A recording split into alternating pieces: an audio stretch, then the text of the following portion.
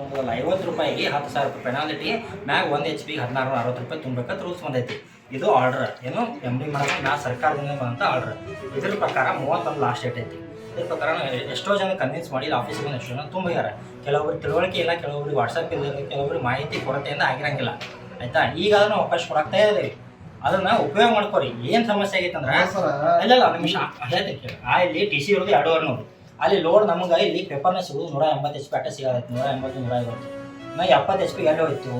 TC ಮನೆ ಸುಟ್ಟೋಗಕ್ಕೆ ಬಂದ್ರೆ ಯಾರೋ ಸದು ಅನ್ನೋರು ನಿಮ್ಮ ಇದ್ರ ಮ್ಯಾಗಿನವ್ರು ಹೊಳೆ ಕೊಟ್ಟಿವ್ರಿ. ನಾವು ಅಟ್ಟ ಲೋಡ್ ಇದ್ರು ನಾವು ತಲೆ ಕಟ್ಸ್ಕೊಳ್ದ ರೈತರಿಗೆ ಅನಾನುಕೂಲ ಆಕಾಯ್ತು. ನಾ ಸಾಹೇಬ್ರಿಗೆ TCನೂ ಕೊಟ್ಟಿದ್ದು ನಮಗೆ 200 HP. ಅವಾಗ ಕೆಲಸ ಮಾಡ್ಬೇಕಿತ್ತು. ನಾ ಮಾಡ್ಬೋದಿತ್ತು. ಮಾಡಬೇಡ ಆರಾಮ ತೆಗಿಸಿ ತೆಗೆದೋಗಿರಪ್ಪ ಎಟ್ಟದ ಕೊಡ್ತೀನಿ ಅಂತ ಅನ್ಬೋದಿತ್ತು.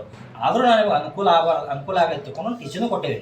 ಅದಕ್ಕೆ ಇನ್ನು ಮುಂದೆ ನೀವು ಏನಾಕೈತೆ ಅಲ್ಲಿ ಏನಾಕೈತೆ ಗೊತ್ತಂದ್ರೆ ಇಲ್ಲಿ 200 TC ತೋರಿಸ್ತೇವೆ. ಅಲ್ಲಿ ಮ್ಯಾಗ 200 TC ಭಾಳ ದೊಡ್ಡದಾಕೈತಿ ನಮ್ಮ ಹಳ್ಳಿ ಒಳಗೆ. ಇಲ್ಲೆಲ್ಲ ಲೋಡ 150 HP ಕಡೆ ಅಷ್ಟು ತೋರಿಸು ನಮ್ಮ ಪೇಪರ್ನಾಗ. ಎಲ್ಲಿ ಹೋಗಿ ದುಡ್ದು ಈಗೇನು ಮಾಡತ್ತಾರೆ ನಮಗೆ ಕೇಳ್ತಾರೆ. ಸೊ ಇದಕ್ಕೆ ನೀವು ನಮಗೆ ಸಹಕರಿಸ್ರಿ. ನಾಳೆ ನಿಮ್ಗೆ ಬಿಟ್ಟಿಲ್ಲ. ಇಷ್ಟೆಲ್ಲ ಮಾಡ್ತೇವೆ. ಈಗ ನಿಮ್ಮ ಅಲ್ಲಿ ಯಾವುದೋ ಮುಂದೊಂದು ಶೆಡ್ ಅಂತ ಕಂಬ ಒಟ್ಟು 4 ಕಂಬ ಹಾಕಿ ಕೊಟ್ಟೇವಿ. ನಿಮ್ಗೆ ಏನ್ರ ಅಂದೇವ ನಾವು ಪ್ರತಿಯೊಂದು ಕೆಲಸ ಮಾಡಿ ಕೊಡ್ತೇವೆ. ಏನು ಮಾಡ್ಯಾವ ನಿಮಗೆ ಅನುಕೂಲ ಮಾಡ್ಯಾವನ್ರಿ ಅದು ಹೋಗ್ಬಿಡ್ರಿ. ಇಷ್ಟೆಲ್ಲ ಮಾಡಿರ್ತೇವೆ. ಅದಕ್ಕೆ ನೀವು ದಯವಿಟ್ಟು ನಮಗೆ ಸ್ವಲ್ಪ ಅನುಕೂಲ ಮಾಡಿ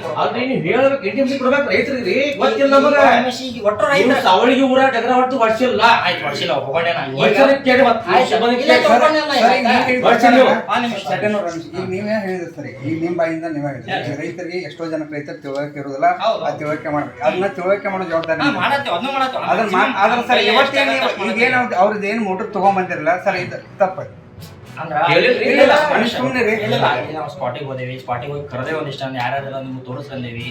ಕೇಳಿದ್ರೆ ಸರ್ ಅಟ್ಲೀಸ್ಟ್ ನೀವು ಅಲ್ಲಿ ಅಟ್ಲೀಸ್ಟ್ ನೀವು TC ಅಲ್ಲಿಂದ ಮೋಟರ್ ತಗೊಂಡ್ಬರ್ಬೇಕಾದ್ರೆ ಸರ್ ನೀವು ಆ ಯಾವ ವ್ಯಕ್ತಿ ಇದೈತಲ್ಲ ಅದ ಯಾವ ಸರ್ವೆ ನಂಬರ್ ಅವ್ರು ಕರೆಸಿ ಅವ್ರಿಗೆ ಹೇಳಿ ಮಾಡಿ ತಗೊಂಡ್ಬರ್ಬೇಕು ಸರ್.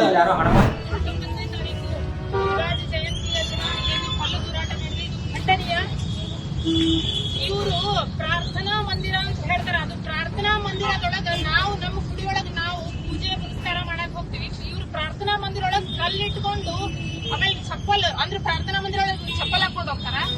ಹಾಗಂದ್ರೆ ಕಲ್ಲಿಟ್ಕೊಂಡು ನಾವು ಮೆರವಣಿಗೆ ಬರುವ ಟೈಮಿಗೆ ಕಲ್ಲು ಹೊಡಿಬೇಕಂತ ಹೇಳಿ ಪ್ರೀ ಪ್ಲಾನ್ಡ್ ಅಲ್ಲ. ಇದು ಮೊದಲೇ ಗೊತ್ತಿರುತ್ತೆ ಇವ್ರಿಗೆ. ನಾವು ಶಿವಾಜಿ ಜಯಂತಿ ಮಾಡೋದು ಪ್ರತಿಯೊಂದು ಮೊದಲೇ ಗೊತ್ತಿತ್ತು. ಎಲ್ಲರಿಗೂ ಗೊತ್ತಿರುತ್ತೆ ಸರೌಂಡಿಂಗ್. ಅದನ್ನ ಪ್ರೀ ಪ್ಲಾನ್ ಮಾಡ್ಕೊಂಡು ನಮ್ಮ ಒಂದು ಶಿವಾಜಿ ಜಯಂತಿ ಹೋಗೋದೇನೋ ಮೆರವಣಿಗೆ ಹೋಗೋ ಟೈಮಿಗೆ ಇವ್ರು ಕಲ್ಲು ಹೊಡಿತಾರಂತಂದ್ರೆ ಇದು ಎಲ್ಲವೂ ಪ್ರೀ ಪ್ಲಾನ್. ಇಂತ ಕೆಟ್ಟ ಮನಸ್ಥಿತಿ ಇರುವಂತಹ ಜಿಹಾದಿಗಳು ಇವರನ್ನ ಬಂಧಿಸೋದಷ್ಟ ಅಲ್ಲ, ಇವ್ರಿಗೆ ಕಲ್ಲು ಶಿಕ್ಷೆನೂ ಆಗಬೇಕು. ಇದು ನನ್ನ ಪ್ರಕಾರ.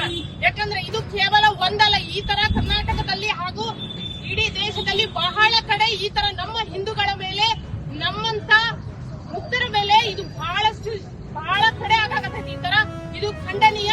ಇದು ಕೇವಲ ಎಚ್ಚರಿಕೆ. ನೀವು ಚಾಲೂ ಮಾಡಿರಿ, ನಾವು ಅದನ್ನ ಅಂತ್ಯ ಮಾಡ್ತೀವಿ ಅಂತ ಹೇಳಿ ಈ ಮೂಲಕ ನಾನು ಹೇಳಕ್ ಇಷ್ಟಪಡ್ತೀನಿ. ಯಾಕಂದ್ರ ಹಿಂದೂ ಸಮಾಜ ನಾವು ಯಾವುದೂ ಕೂಡ ನಿಮ್ಮ ತಂಟೆಗೆ ಬರಂಗಿಲ್ಲ. ನಿಮ್ಮ ಯಾವುದೇ ಒಂದು ಕಾರ್ಯಕ್ರಮಕ್ಕಾಗ್ಲಿ ಇನ್ನೊಂದಕ್ಕಾಗ್ಲಿ ನಾವು ನಿಮ್ ತಂಟೆಗೆ ಬರೋದಿಲ್ಲ. ನೀವು ಚಾಲೂ ಮಾಡಿರಿ, ನಾವು ಇದನ್ನ ಅಂತ್ಯ ಮಾಡ್ತೀವಿ. ಇಷ್ಟ ಹೇಳಕ್